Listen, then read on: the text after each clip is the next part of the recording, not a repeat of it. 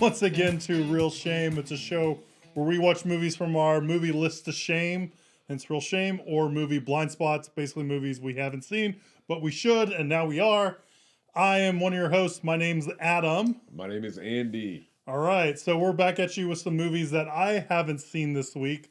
But before we get into that, just want to let you know we're going to do a little format change for the show. Instead of opening up our Monday's episodes with what we've been watching, we're going to jump right into the review, the title of the episode. So people that don't care about what we're watching, shame on you, can ignore that stuff. And then we'll follow it up with what we've been watching at the end. So it'll be a similar format to how Wednesdays go. So hopefully we remember how to do that. So our featured review today is a movie that I haven't seen from the mid-90s, and that's a movie called Home for the Holidays, because we are still in November. This is our final episode of November. Wednesday's episode will be our first of December. So we're doing one more Thanksgiving-related movie, and this one is definitely Thanksgiving-related. All right. I was going to do a Don LaFontaine impersonation, but my voice is still kind of messed up, so it's probably not going to sound very good. But here goes. I'll do a very crappy Don LaFontaine impersonation. In a world where a day of Thanksgiving is celebrated, families and in-laws get together to eat a big meal, watch some football, catch up on each other's lives, and argue. One woman makes the journey to her parents' home. It won't be easy, but she's got no choice. This Thanksgiving, you'd better duck when the turkey starts flying.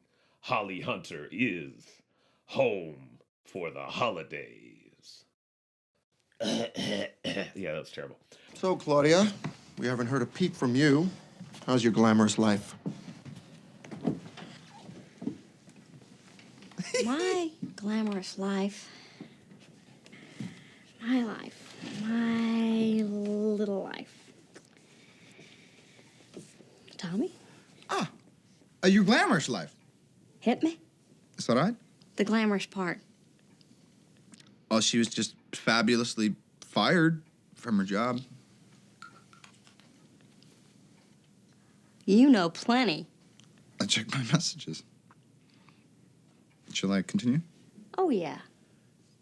All right, well, niece Kitty is definitely losing her virginity and perhaps getting pregnant simultaneously this very as we speak on. Kind of like, Kind of like her mom. Kind of like her mom. And that is pretty much it for her glamorous life. No, because, the boss thing. Oh, my God, that's right. She was also making out sliding lips with her 60-year-old boss. Why did you do that? Just cuz. Just for scuzz. All right, so Home for the Holidays was directed by Jodie Foster. Yes, two-time Academy Award-winning actress Jodie Foster. This was actually the second film that she directed. The first film that she directed, I mentioned it a few times on the show. I mentioned it when we did the Ice Storm, because Little Man Tate is in the Ice Storm. Adam Hahn Bird. That was the first movie that she directed. But this movie, she was not... So she's in Little Man Tate. She stars in it. She was not in this movie at all. She's strictly behind the camera for Home for the Holidays. It was written by a fella by the name of W.D. Richter, and I was not familiar with this guy, but I am familiar with some of the stuff he's done. He's directed two films, Buckaroo Banzai, or The Adventures of Buckaroo Banzai Across the Eighth Dimension, if you want to go for the full title, and another movie called Late for Dinner. But he wrote things like Big Trouble in Little China, very cool.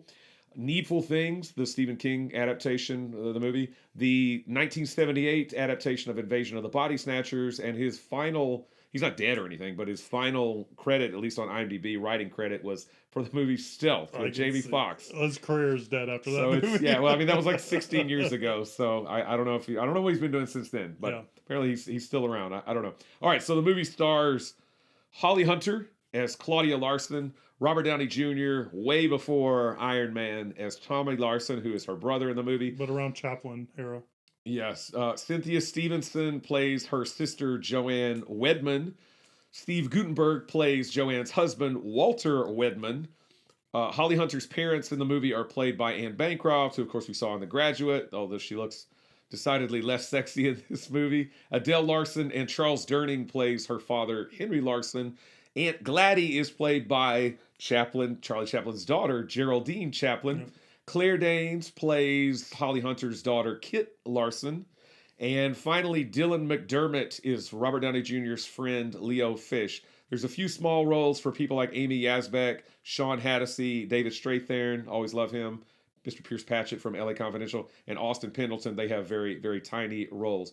This is a movie that I try to watch every Thanksgiving. I've kind of made it a tradition because it's very Thanksgiving. I mean, the whole thing kind of revolves around Holly Hunter going home for the holidays, as the title would suggest, to her parents' house. Her brother comes into town with his buddy, played by Dylan McDermott. She meets up with, kind of old friend, or well, at least David Strathairn, and sees some people that she knows, like Amy Yazbek. She gets in a fight with her sister and Steve Guttenberg, who plays her sister's husband, et cetera, et cetera. So I feel like it's a good kind of Thanksgiving movie. It's perfect for Thanksgiving because it is a Thanksgiving dinner. But this is a movie that you've never seen. Never seen it.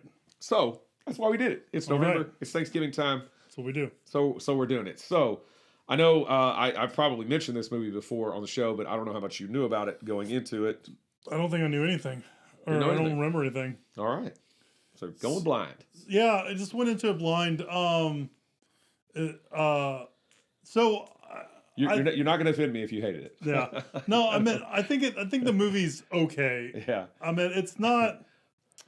I think ultimately what it boiled down to for me was I feel like this kind of story and this level of comedy has been told better and more interestingly in other stories. It just feels like a lesser than version of this kind of, getting back together with your crazy family and hijinks ensue kind of stuff. Like hijinks ensue kind of stuff. Like, Christmas Vacation kind of does it a lot better and more funny and stuff like that. I know, but Christmas it's not Vacation's better than not necessarily Thanksgiving. It's Christmas focus, right? Same thing though. But I feel like we get a lot of these kind of like movies where it's like, I moved away from my family, now I'm coming back, and my family's crazy and zany and all that kind of stuff. Like Just Friends, which I think you watched last year, is kind of like that.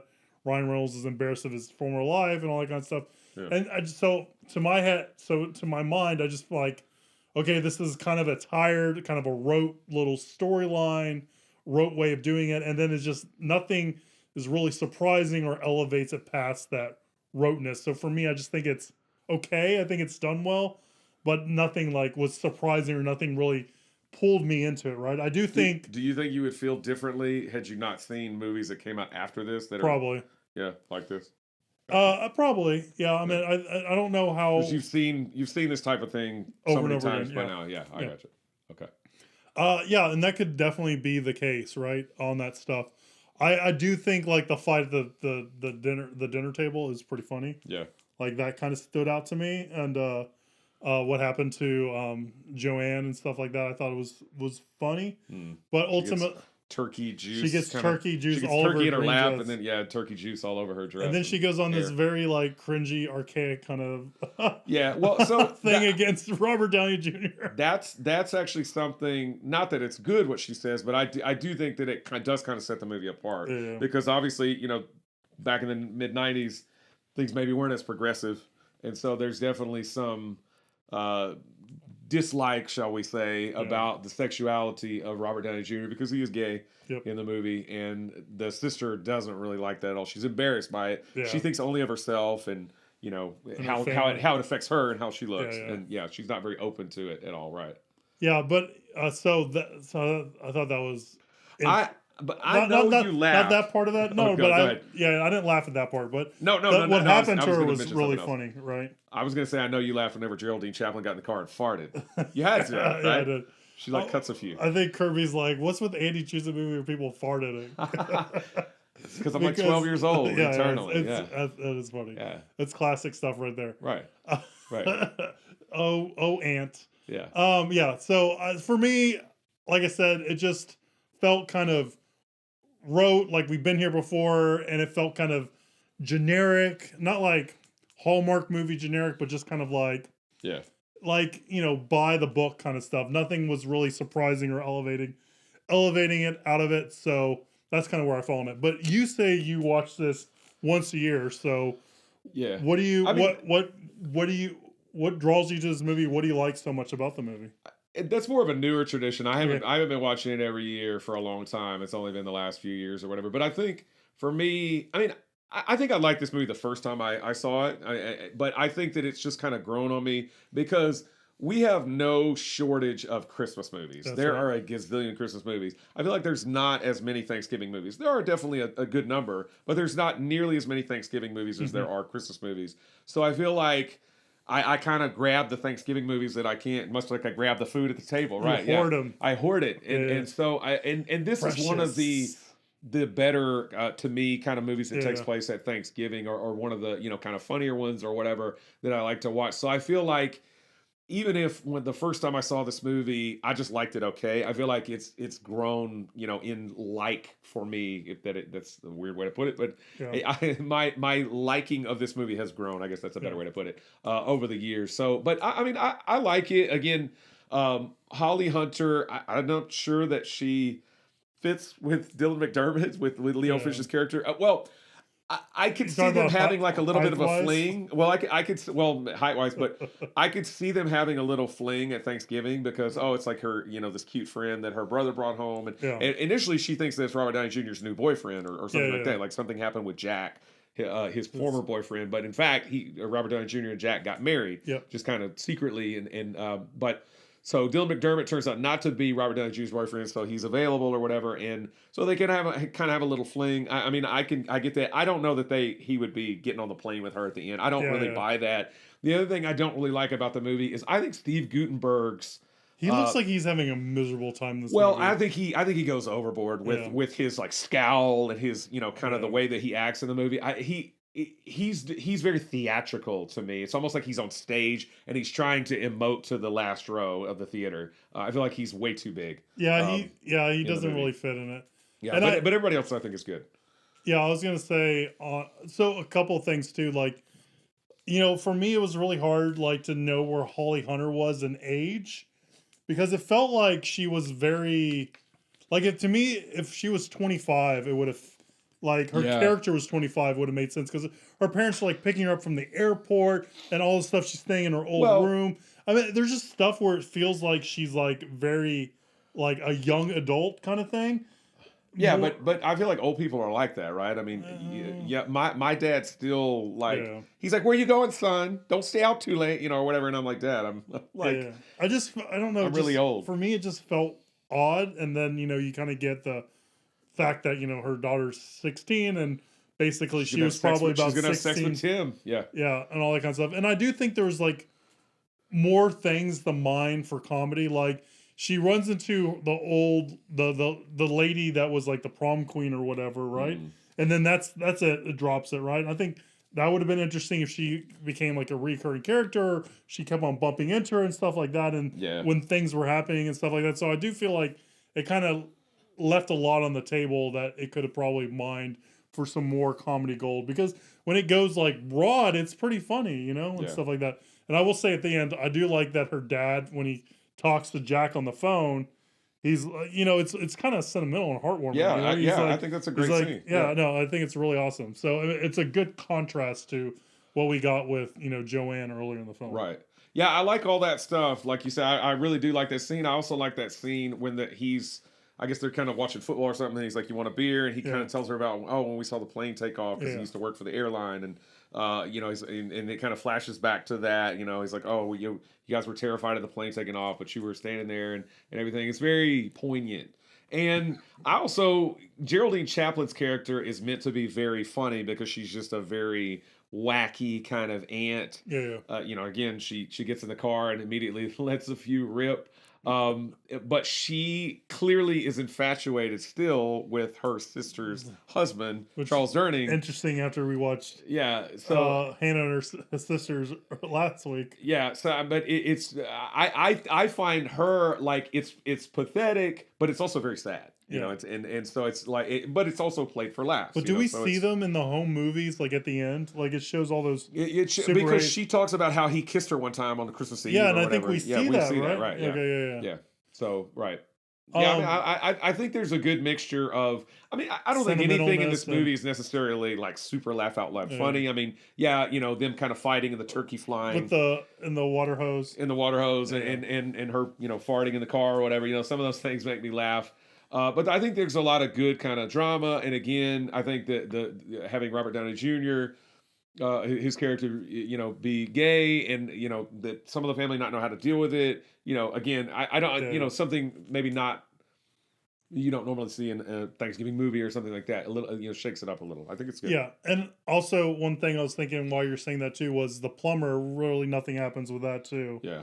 Other than her being embarrassed, like, what if? But I think that scene's kind of sad too, because he's like, "Have a nice life, Claudia." Yeah, And but it's like, it would have been funnier if he kept on mom kept on making it come back, especially if like sparks were flying with Leo Fish, right? And Yeah. kind of have like a love triangle going on. So I think ultimately where I fall is there's a lot of things that were left on the table that they could mine for comedy gold, but there's like 50 bajillion Home for the Holiday movies. Like if you search on IMDb, it's a common thing. So if there's ever, you could probably remake this and take these things and do one better. Yeah. So we kind of know where we fall. We're the critics on this bad boy. 64% fresh on Rotten Tomatoes, 72% audience score. It did get 2 thumbs up from Siskel and Ebert, but Leonard Maltin only gave it 2 stars. He All right. had a few problems with it.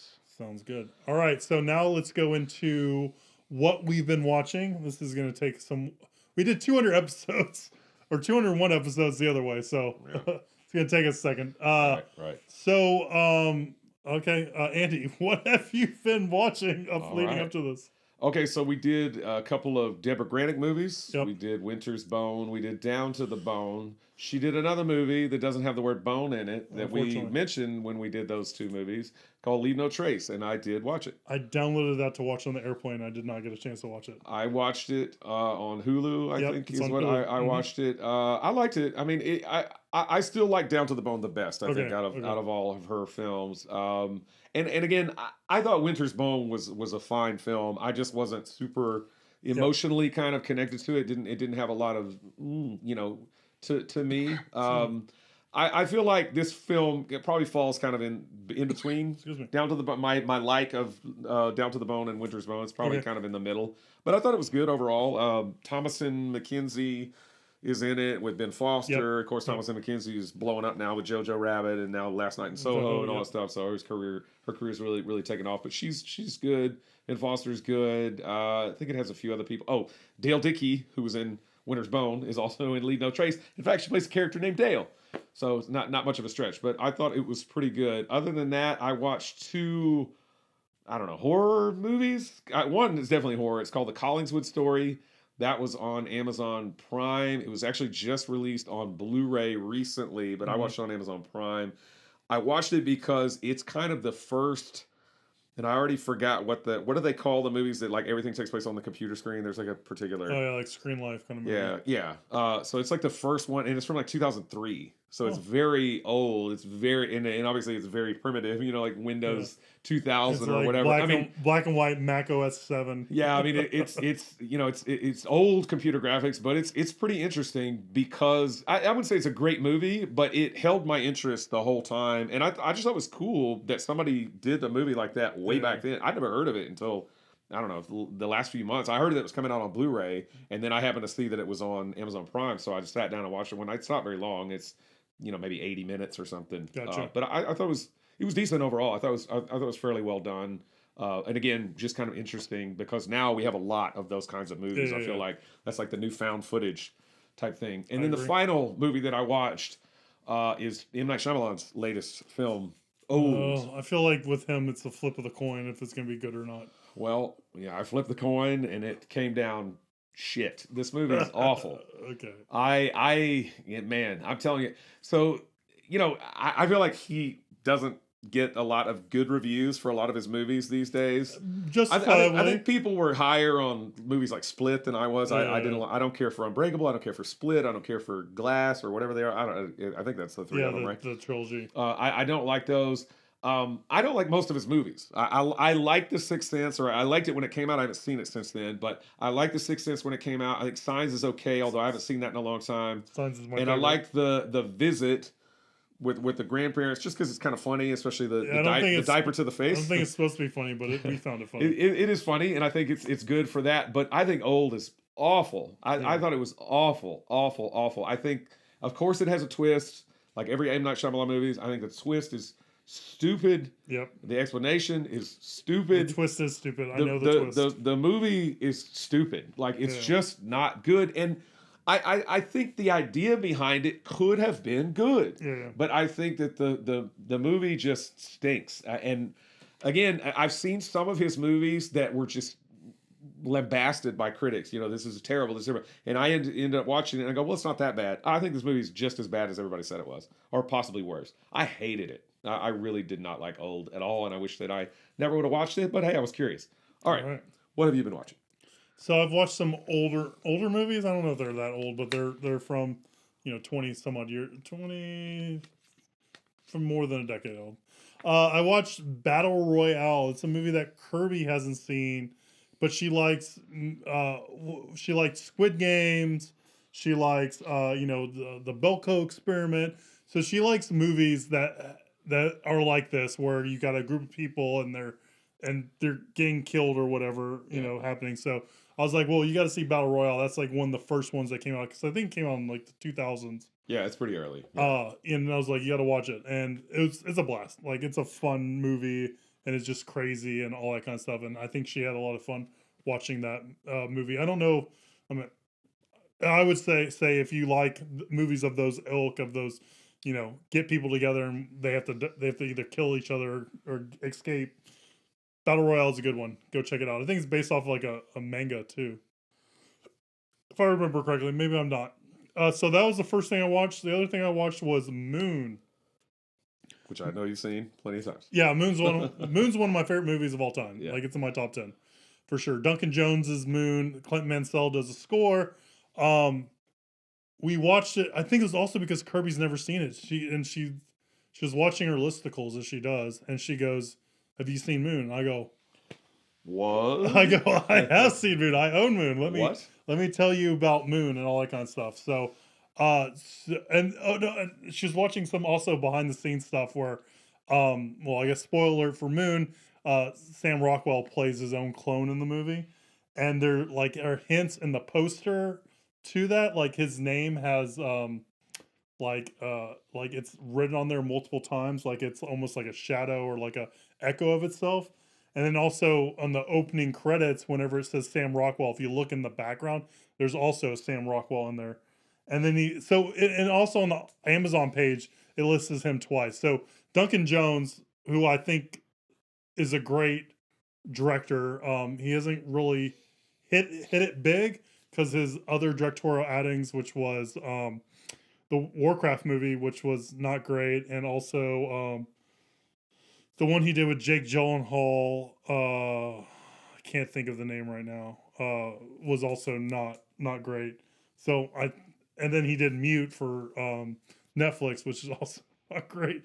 So I still think he's a great director and he needs a chance. But anyways, that's what led us into Moon, and I was more than happy to sit down and watch it again. And I mean, the movie is just so great. And the thing that he does that's so smart is that he spends the money wisely, and he spent it on practical effects.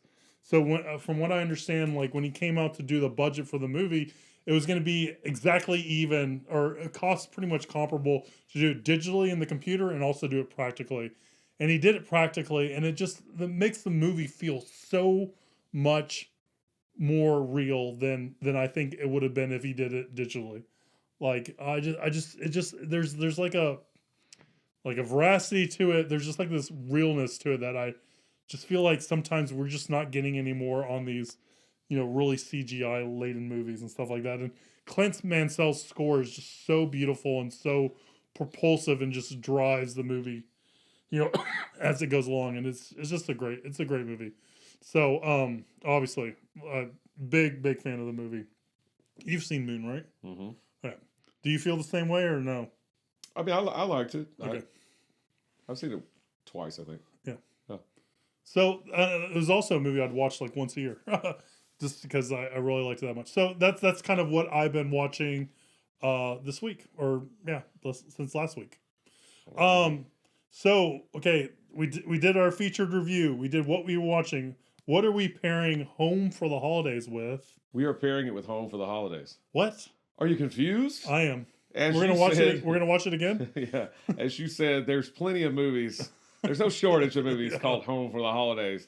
And I initially was going to do a different movie, but I thought, you know what? There's another Home for the Holidays movie, and this one takes place at Christmas time. Oh, And since that episode on Wednesday is going to be our first episode of December, Kismet. yeah, you see Kismet. where we're going? So December, we're going to be doing a lot of kind of Christmas-themed movies or movies that take place around Christmas time. So I thought, you know what? Let's do Home for the Holidays Thanksgiving. Let's do Home for the Holidays Christmas. Life is good. Life is So good. that's what we're going to do. All right, sounds good. All right, guys. Well, that was our new format and the end of the episode. So let us know what you think about Home for the Holidays. Are you a big fan of Holly Hunter? Do you think, yes, I want her in everything? Or do you like this movie? Or do you just want her to be a voice on an answering machine like Yeah. she was in Blood Simple? There you go. Just let us know if you're watching us on YouTube. Leave us a comment down below. If you're listening to us, shoot us an email, realshame@gmail.com. We also answer viewer questions that are sent to us at that email address. So please send us your viewer questions. We need them. That's realshame@gmail.com. Like, subscribe, share the show, do all that social media stuff. It really, really, really does help.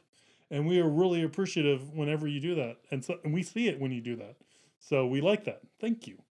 And stay tuned in a couple days when we watch Home for the Holidays. Not again, but we watch one called the same thing. Hey, Yep. we did with Dude. We watched two Sorry, Dude movies. Dune and do. So we'll see you soon, guys. Thank you. Bye. Have a good one.